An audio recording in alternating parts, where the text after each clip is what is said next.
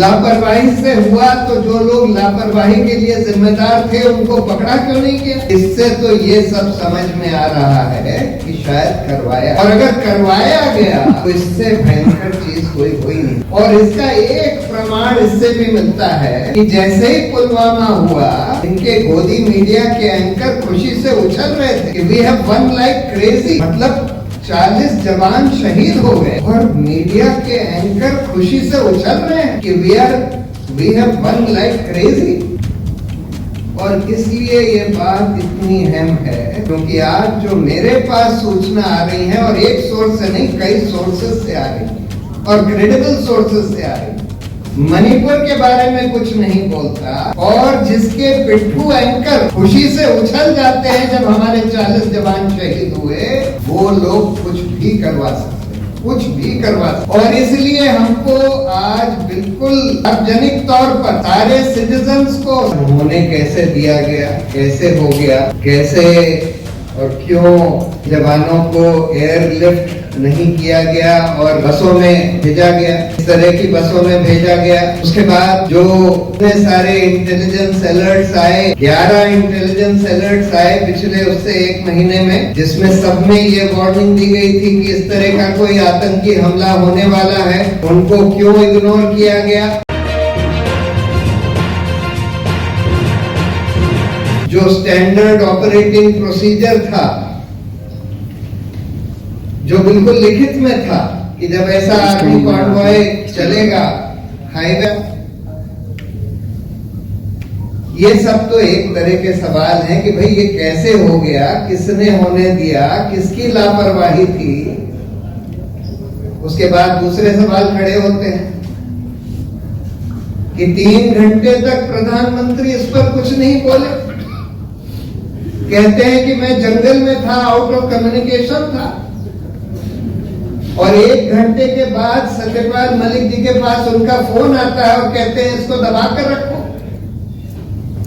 इस पर अभी कुछ मत बोलो। और सबसे बड़ा सवाल यह है कि इतना बड़ा इंसिडेंट हो गया, इतने सारे हमारे जवान शहीद हो गए, उसके बाद कहते हैं, सरकार कहती है कि हमने कोई इंक्वायरी कमेटी बनाई थी। इतने साल हो गए, 5 साल हो गए, 4.5 साल हो गए, उसकी आज तक किसी को रिपोर्ट पता ही नहीं है कि रिपोर्ट आई नहीं आई, क्या आई, किसको जवाबदेह ठहराया गया। इतने सारे intelligence alert, standard operating procedure को इग्नोर करने के लिए किसी को जवाबदेह नहीं ठहराया गया। और ये सुना है कि उन ऑफिसर्स को जिनको जवाबदेह ठहराकर जिनको पनिशमेंट मिलना चाहिए था, उनका प्रमोशन कर दिया गया। तो फिर बहुत बड़ा सवाल ये उठता है कि ये लापरवाही से हुआ या करवाया गया। पुलवामा लापरवाही से हुआ या करवाया गया, और ये एक बहुत बड़ा सवाल है। और अगर अब पुलवामा 2 और बालाकोट 2 की तैयारी चल रही है, और क्या तैयारी चल रही है जो मुझे सुनने में मिला है, मैं उसको ऑथेंटिकेट नहीं कर सकता, ना ही ये बता सकता हूं कि किन लोगों ने मुझे बताया है कि पुलवामा 2 जो होगा वो अयोध्या मंदिर पर कोई अटैक होगा जो कि जैश ए मोहम्मद या अल-कायदा द्वारा होगा या करवाया जाएगा। और बालाकोट 2 जो होगा वो पाकिस्तान ऑक्यूपाइड कश्मीर में इनकर्जन, यानी कि ग्राउंड मूवमेंट, सिर्फ अब की बार बमबारी नहीं, अब की बार जो सुनने में आ रहा है और मल्टीपल सोर्सेस से सुनने में आ रहा है कि अब की बार थोड़े से ग्राउंड ट्रूप्स भी भेजे जाएंगे। इसलिए नहीं भेजे जाएंगे कि हम पाकिस्तान ऑक्यूपाइड कश्मीर पर कब्जा कर लें। लापरवाही से हुआ तो जो लोग लापरवाही के लिए जिम्मेदार थे उनको पकड़ा क्यों नहीं किया। इससे तो ये सब समझ में आ रहा है कि शायद करवाया गया, और अगर करवाया गया तो इससे भयंकर चीज कोई हो ही नहीं सकती। और इसका एक प्रमाण इससे भी मिलता है कि जैसे ही पुलवामा हुआ, इनके गोदी मीडिया के एंकर खुशी से उछल रहे थे कि we have one like crazy. मतलब 40 जवान शहीद हो गए और मीडिया के एंकर खुशी से उछल रहे हैं कि we have one like crazy. और इसलिए ये बात इतनी अहम है क्योंकि आज जो मेरे पास सूचना आ रही है, और एक सोर्स से नहीं, कई सोर्सेस से आ रही है और क्रेडिबल सोर्सेस से आ रही है कि अब पुलवामा 2 और बालाकोट 2 की तैयारी चल रही है। और क्या तैयारी चल रही है, जो मुझे सुनने में मिला है, मैं उसको ऑथेंटिकेट नहीं कर सकता, ना ही ये बता सकता हूं कि किन लोगों ने मुझे ये बताया है कि पुलवामा 2 जो होगा वो अयोध्या मंदिर पर कोई अटैक होगा जो कि जैश ए मोहम्मद या अल-कायदा द्वारा होगा या करवाया जाएगा। और बालाकोट 2 जो होगा वो पाकिस्तान ऑक्यूपाइड कश्मीर में इनकर्जन यानी कि ग्राउंड मूवमेंट, सिर्फ अब की बार बमबारी नहीं, अब की बार जो सुनने में आ रहा है और मल्टीपल सोर्सेस से सुनने में आ रहा है कि अब की बार थोड़े से ग्राउंड ट्रूप्स भी भेजे जाएंगे।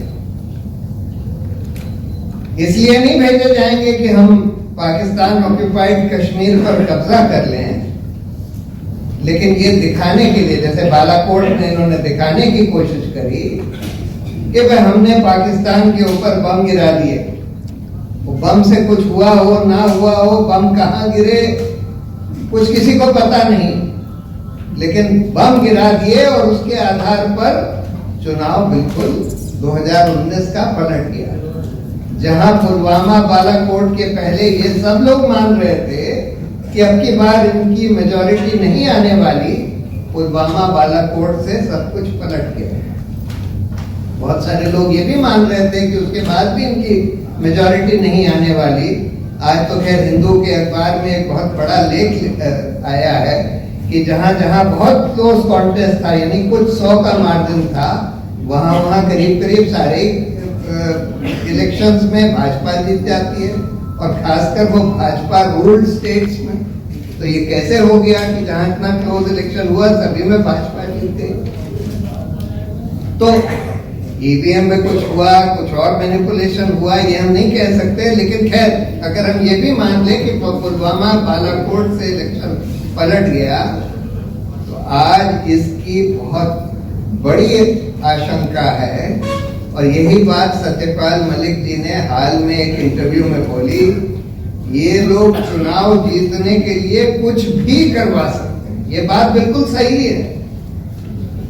जो प्रधानमंत्री 3 घंटे तक पुलवामा जैसे हमले के बारे में कुछ नहीं बोलता, जो प्रधानमंत्री 3 महीने तक मणिपुर के बारे में कुछ नहीं बोलता,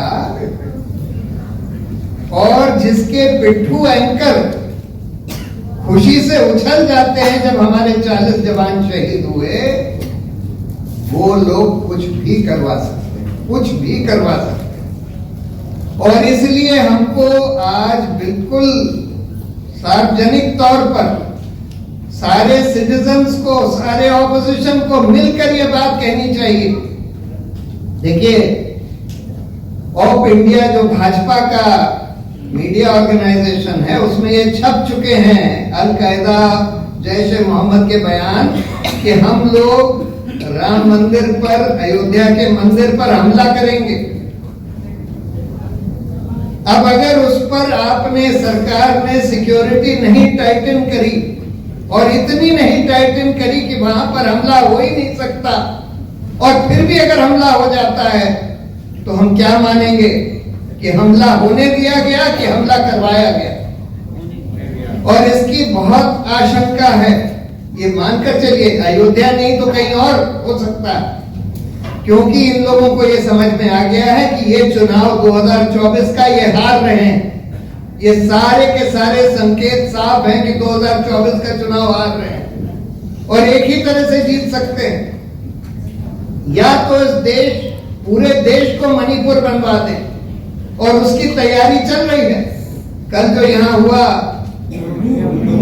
नूह में, गुड़गांव में, कल जो हुआ ट्रेन पर, ये सब इन सब चीजों के संकेत दे रहा है कि इस देश को, पूरे देश को मणिपुर बनाने की पूरी तैयारी चल रही है।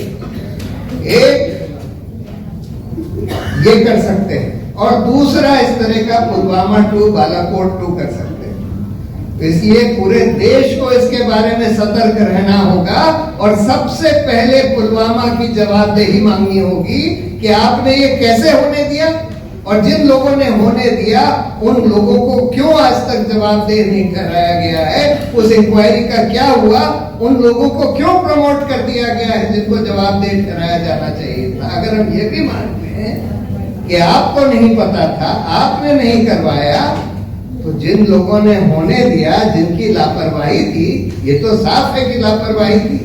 आपने 11 इंटेलिजेंस अलर्ट्स इग्नोर किए, आपने स्टैंडर्ड ऑपरेटिंग प्रोसीजर वायलेट किया, और उसके बाद भी किसी की जवाबदेही नहीं तय होती है। तो इसलिए हम लोगों को ये सवाल पूछना होगा, इसकी इंक्वायरी रिपोर्ट मांगनी होगी, और पूरे देश को आगाह करना होगा कि इस तरह की घटना फिर से करवाई जा सकती है। बहुत बहुत धन्यवाद।